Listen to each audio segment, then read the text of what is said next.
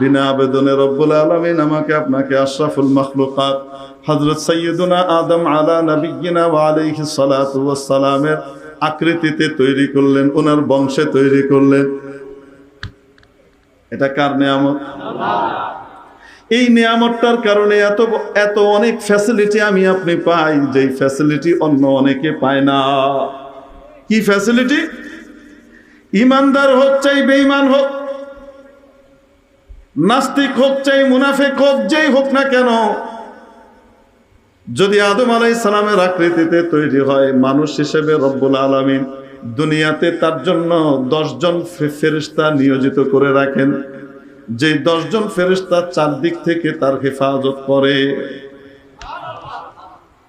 সব সময় 10 জন ফেরেশতা তাকে চারিদিক থেকে হেফাজত করতে থাকে।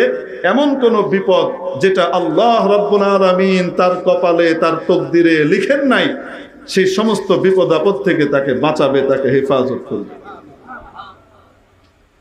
এটা হলো রব্বুল আলামিনের দান। একজন কাফেরকেও 10 জন ফেরেশতা প্রোটেকশন দেয়। যতক্ষণ পর্যন্ত আল্লাহর লেখা কোনো বিপদ না আসে, ততক্ষণ পর্যন্ত যত বিপদই আশপাশ থেকে আসুক, সেটা তাকে স্পর্শ করতে পারবে না। কয়েক বছর আগের কথা, আমাদের পত্রিকায় এসেছিল, এই যে বনানী থেকে নিয়ে মহাখালী পর্যন্ত একটা রেল লাইন আছে, রেল লাইনের একটা অংশ আছে। এই রেল লাইনে মানুষ খুব হাঁটা চলা করে। এই জায়গাটায় এই সৈনিক ক্লাবের এই এরিয়াটা থেকে শুরু করে, ওই সৈনিক ক্লাব মোড় বলে ওটাকে, ওখান থেকে শুরু করে বনানী পর্যন্ত, এই মহাখালী থেকে এই অঞ্চলটা পুরাটুকু। এর ভিতরে এক যুবক হেঁটে যাচ্ছিল দিয়ে রেল লাইন দিয়ে। হেঁটে যাওয়ার পথে পিছন থেকে ট্রেন চলে এসেছে। তার কানে কোনো হেডফোন নাই, আনমনাভাবে সে হেঁটে যাচ্ছে। প্রথমে সবাই মনে করেছে যে এই ছেলেটা মনে হয় মজা করছে, শেষ মুহূর্তে লাফ দিয়ে সরে যাবে, তার বাহাদুরি দেখাবে, আমি ভয় পাই না, এই দেখো আমি শেষ মুহূর্তে সরে গেলাম, আমার ক্ষিপ্রতা কত বেশি।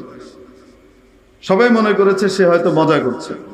শেষ মুহূর্তে যখন সবাই দেখতে পাচ্ছে ট্রেন কাছাকাছি চলে এসেছে, কিন্তু এই ছেলের কোনো খবর নাই আসলে, সবাই চিৎকার চেঁচামেচি করছে, তার দৃষ্টি আকর্ষণ করছে তাকে সরানোর জন্য। এদিকে ট্রেন চলে এসেছে, ট্রেনের ইঞ্জিনিয়ার সাহেব বাঁশি দিচ্ছেন, হুইসেল বাজাচ্ছেন, এই ছেলের কানে কোনো কিছুই ঢুকে না। সবাই যখন চোখ বন্ধ করে ফেলেছে যে শেষ মুহূর্ত, এখন তো সংঘর্ষ হবে, আর বাচ্চাটা ট্রেনের তলায় কাটা পড়ে খণ্ডিত হয়ে